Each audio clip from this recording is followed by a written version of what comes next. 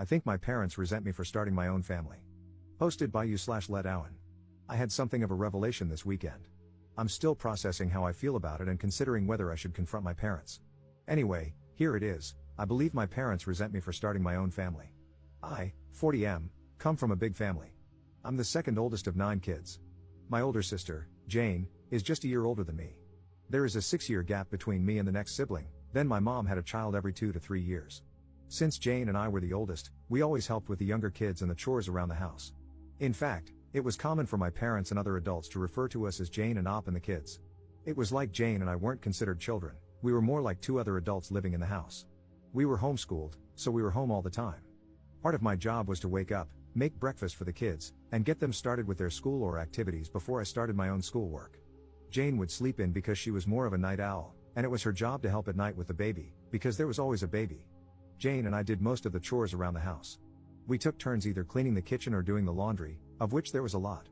I did all the guy stuff, like mowing the yard and taking out the trash. As I got older, I would delegate some of these chores to my younger brothers, but it was still my responsibility to make sure they got done. Once I was old enough to drive, I would run errands and take the kids everywhere. I can't tell you how many times I took the kids to things like playdates or doctor's appointments. I often tucked the kids into bed and told them stories. To me, these things were just normal, but looking back, I was more like a second dad to the kids than a brother. Jane and I did have a lot of freedom as teenagers to go out with our friends, as long as the chores were done. We didn't have cell phones back then. If we wanted to go out, we would just tell our parents, and they didn't care as long as we were back by the next morning. I moved out when I was 20, but I still spent a lot of time at my parents' house, and one of my younger siblings was almost always at my house. One brother, JJ, pretty much lived with me from the age of 14 because he and our mom didn't get along. When JJ was 17, he got in a wreck and called me instead of calling dad, because I was the one who handled those kinds of things. During all this time, my parents always talked about how important it was for Jane and me to help with the kids because they were so busy with their ministry. I can't count how many times I had to drop what I was doing to take care of something because mom or dad was counseling someone. Sorry, I feel like I'm rambling. I hope I've painted an accurate picture of my childhood. Let's move on. I hadn't really dated much, but when I was 25, I met and started dating Anne. We fell in love fast and got married less than a year later. My younger siblings love Anne. She's a great cook and hostess. Our house became the hangout spot. My younger siblings started calling her Mama Anne, something they still do to this day. We've now been married 15 years and have 2 kids of our own. My mom and Jane did not like Anne.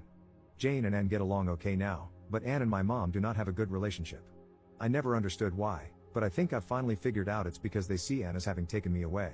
As Anne and I focused on our relationship and started a family, I spent less and less time doing things for my parents.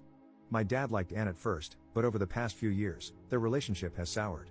Throughout the years, my dad has made comments to me about keeping up my responsibilities. One time, he called me about one of the younger kids, who had gotten in a fight with my mom, and said, "You better get your brother and change his attitude. It's not okay how he treated your mom, and you are going to make him apologize." A few years ago, Anne and I set some boundaries with my parents, telling them we were not going to raise or discipline their kids.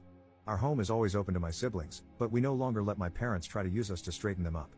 My parents have not taken this well. About a year ago, Anne injured her foot and couldn't walk for a while.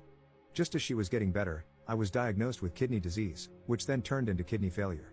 I've had several surgeries, with another one coming in a few weeks. It's been a rough year. During this time, my parents have not only refused to help, but they've also actively made things harder for us.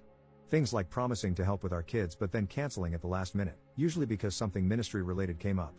Recently, my sister-in-law, who lives in another state, had a baby, and my mom has been staying with her and helping for the past 6 weeks. My sister-in-law has said that mom is a godsend and is so wonderful. My dad has gone to help every weekend.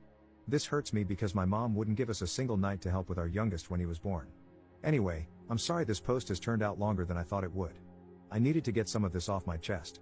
This weekend, I was talking to another sister and telling her how I don't understand why mom and dad don't treat me like they do the rest of the kids, even Jane. It's like I'm not one of their children.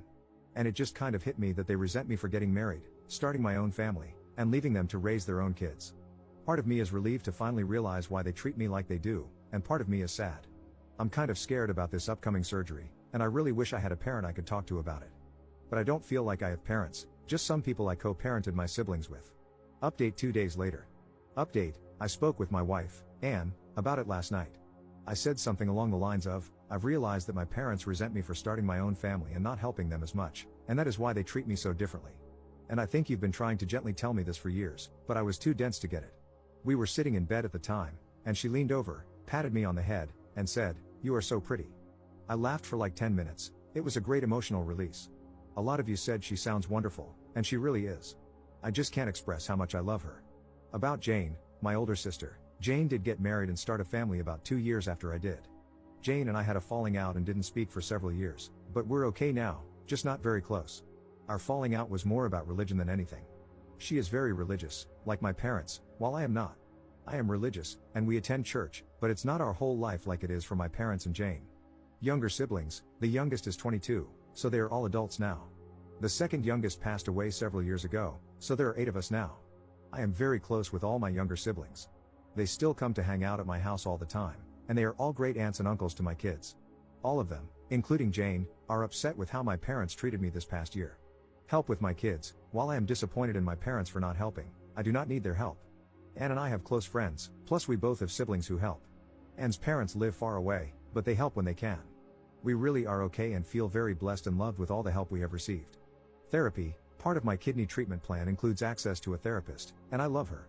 She has been great in helping me learn to live with an illness. I'm not sure if she is the right person to speak with about my parents, but I will ask her and see if she can refer someone if not. I will wait until after my surgery to bring this up, as I need to just focus on that right now. Setting boundaries. When I say my parents won't help, it's not that they say they won't help, it's that they offer to help and then either bail at the last minute or change the plan so much that it causes Anne and me a lot of stress.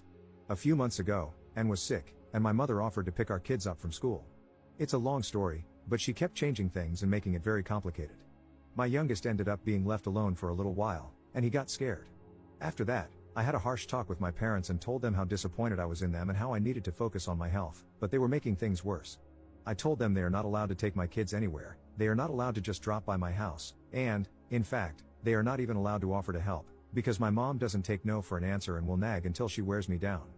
My parents were mad about this, but all 7 of my siblings took my side and rallied around me, so my parents have respected it so far. Going no contact. A lot of people recommended going no contact. I don't want that. I still love my parents, even though they have not been great parents. My kids love them too, and I don't want to take that away. They are good grandparents, when they show up. I don't think my parents are awful people. I think they had this vision of having a big family and a big ministry, and they just didn't realize the responsibilities they put on Jane and me. I have spoken to them in the past and expressed how it was messed up that they put so much on us as kids, and they have apologized. Putting my parents on blast at their church. Several people recommended going to their church and telling people how they have treated me.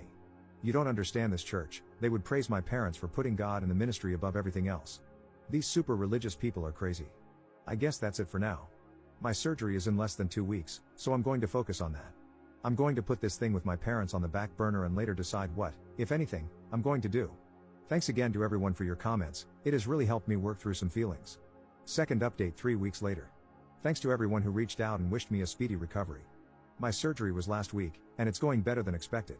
All the surgeries and treatments over the past year felt like they were just keeping me alive, but with this surgery, a kidney transplant, I feel like I'm working towards getting my normal life back. It's been hard and painful, but I was expecting it to be worse, so I can't complain at all. Anne is always telling me that she doesn't get enough credit for being funny, so the fact that so many of you laughed when she told me I was pretty has made her happy. She said, "I like these Reddit people."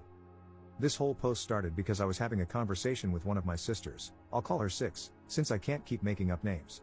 Plus, she's following this thread and will hate that I'm calling her that.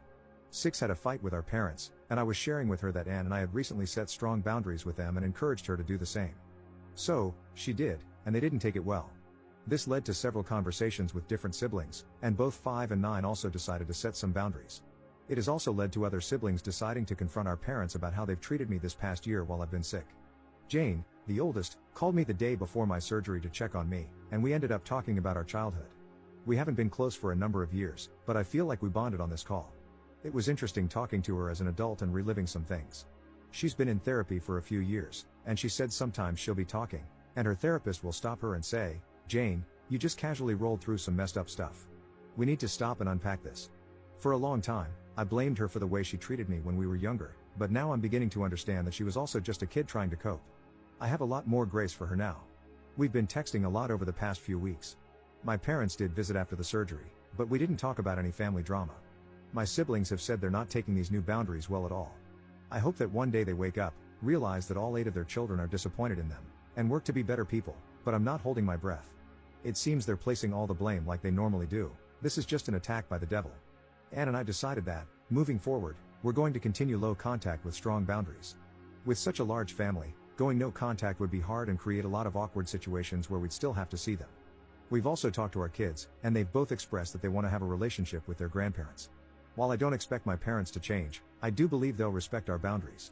My attitude toward them has also changed. I no longer feel like I owe them anything.